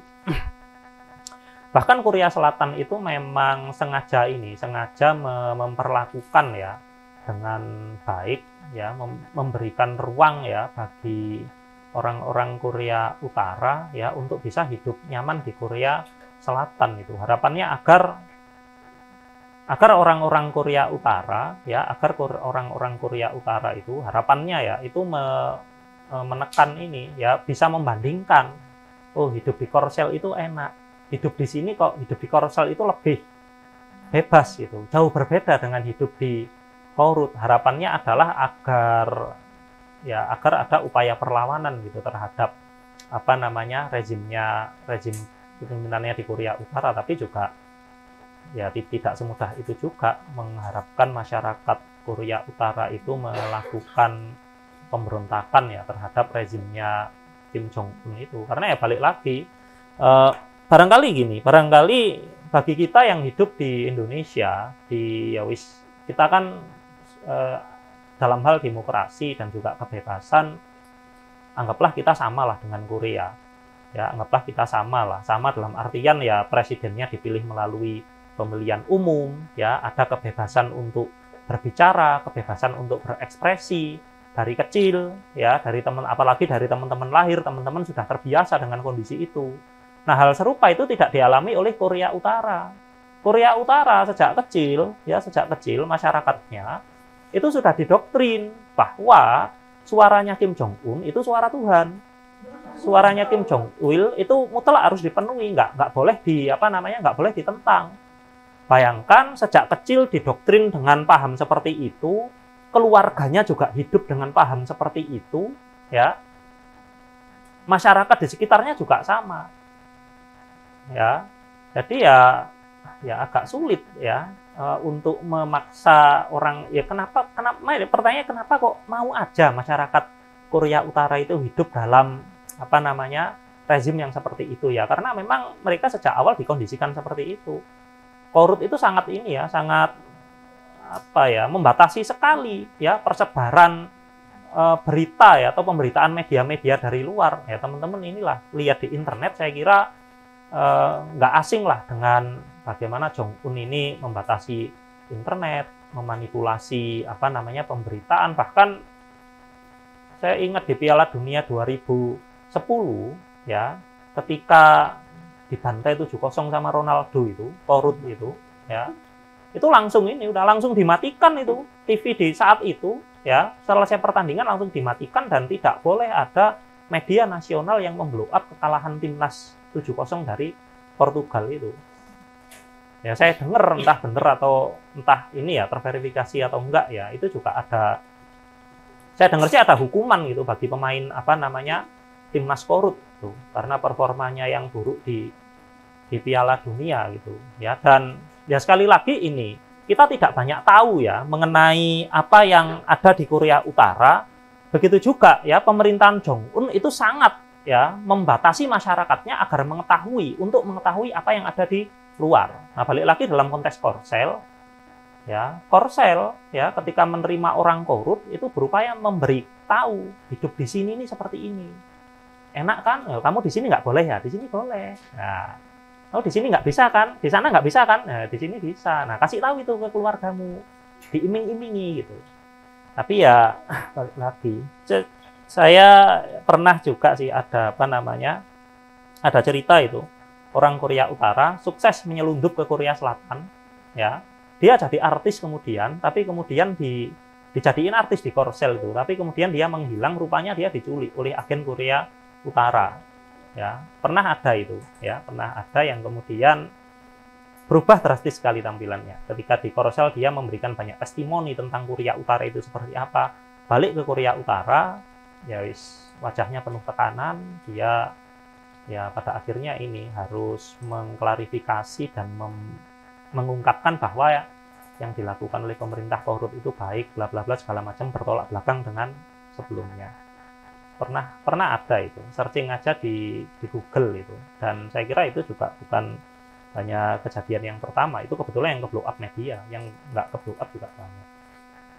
Oke, jadi itu. Oke, saya kira karena sudah jam 11 ya, jadi barangkali ini teman-teman ya, saya cukupkan untuk hari ini. Bagi yang mau berdiskusi bisa lanjut di pertemuan-pertemuan berikutnya yang insya Allah juga akan diisi oleh pemateri dari Korea langsung ya. Jadi apa yang saya sampaikan ini hanya pengantar, detailnya nanti akan disampaikan oleh pemateri dari Korea dan beberapa dosen yang fokus di kawasan Asia Timur ya di sini, yang saya kira jauh lebih paham ya terkait Korea Selatan. Baik, saya akhiri ya, tepat 2 jam ya kelas kita pada pagi hari ini. Terima kasih, sampai bertemu lagi di kesempatan berikutnya.